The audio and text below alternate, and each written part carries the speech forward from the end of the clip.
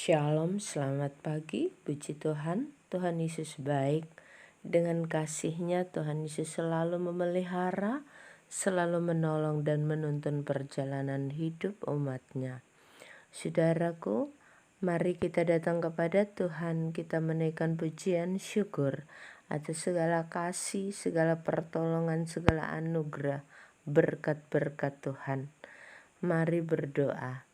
Bapa kami yang di sorga, terima kasih sampai hari ini Tuhan masih menganugerahkan kami semua kesehatan, nafas hidup untuk kami berkarya di tengah dunia ini. Hari ini, pagi ini, kami datang mengucap syukur kepada Tuhan atas segalanya. Dan kami mau melandasi kehidupan yang hendak kami lalui di hari ini dengan kebenaran firman Tuhan. Kami mohon urapan Allah Roh Kudus bagi setiap kami yang mendengarkan firman Tuhan, agar kami dimampukan untuk mengerti kebenaran ini dan dimampukan untuk melakukan dalam kehidupan kami. Kami minta ampun atas segala dosa dan pelanggaran kami, agar kami selalu layak di hadapan Tuhan. Berbicaralah kepada kami ya Bapa. Kami sambut firman Tuhan di dalam nama Tuhan Yesus. Amin. Pembacaan Alkitab 1 Raja-Raja pasal 17 ayat 6. Pada waktu pagi dan petang, burung-burung gagak membawa roti dan daging kepadanya, dan ia minum dari sungai itu. Demikian firman Tuhan. Yang disebut berbahagia mereka yang mendengar dan melakukan firman-Nya. Saudaraku, kekhawatiran, kecemasan, ketakutan sering melanda umat Tuhan ketika menghadapi situasi-situasi yang sulit. Misalnya pada saat kekeringan, kelaparan, atau situasi krisis yang kita hadapi. Kekhawatiran dan kecemasan menyebabkan mata rohani tertutup.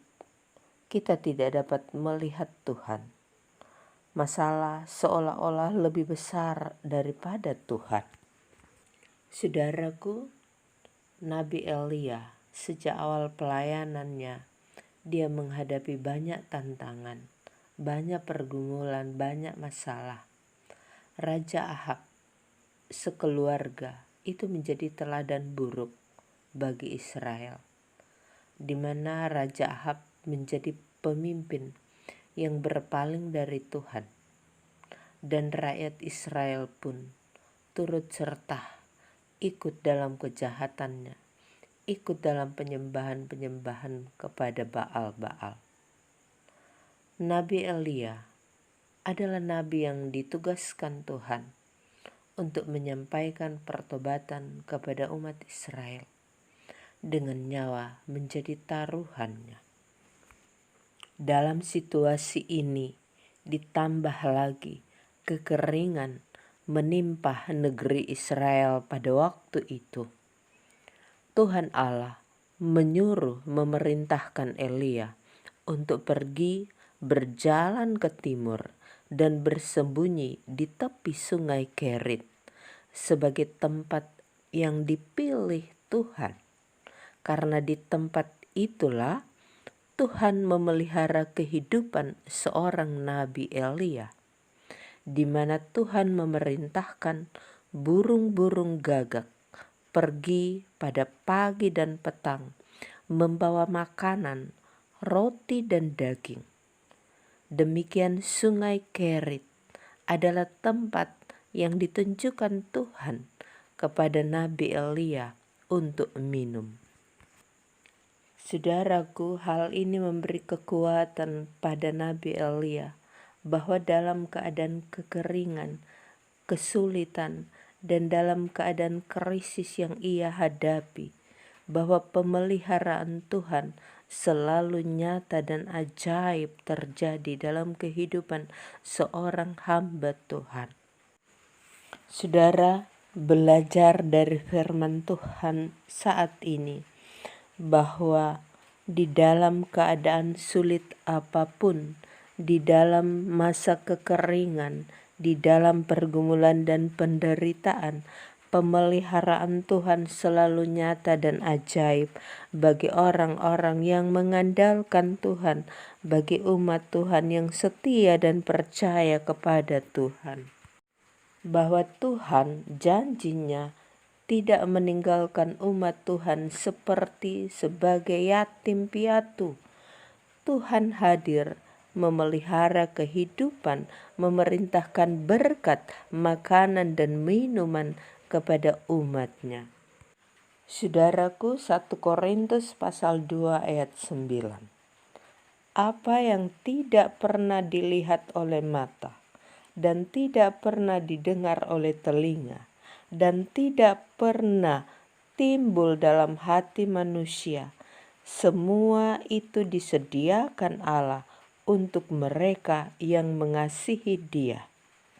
Saudaraku, janji pemeliharaan Tuhan itu selalu nyata dan ajaib, tidak terselami oleh akal manusia. Untuk itu kita dipanggil hidup mengandalkan Tuhan. Pemeliharaan Tuhan hadir nyata ajaib di hidup kita.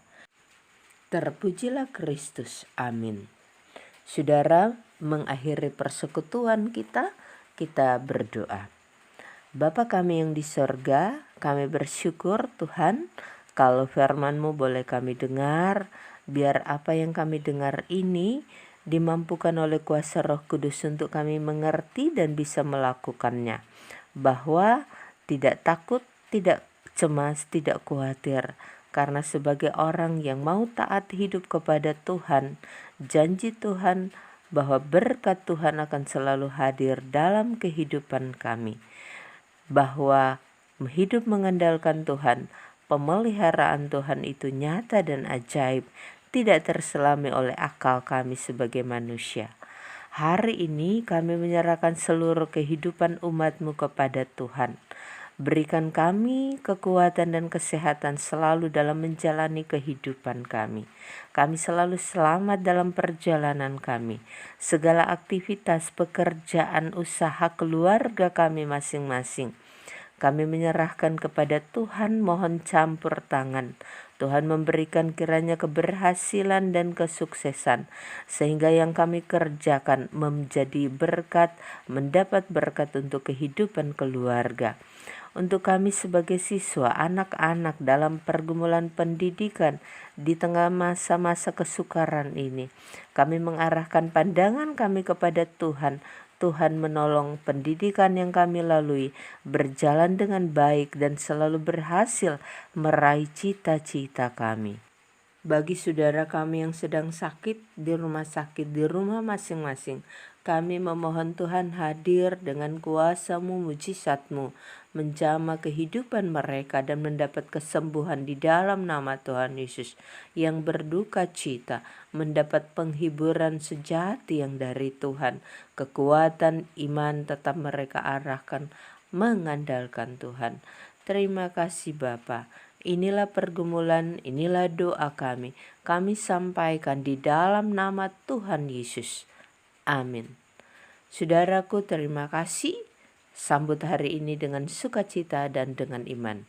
Kasih Tuhan, berkat Tuhan hadir di tengah kita. Tuhan Yesus memberkati. Shalom.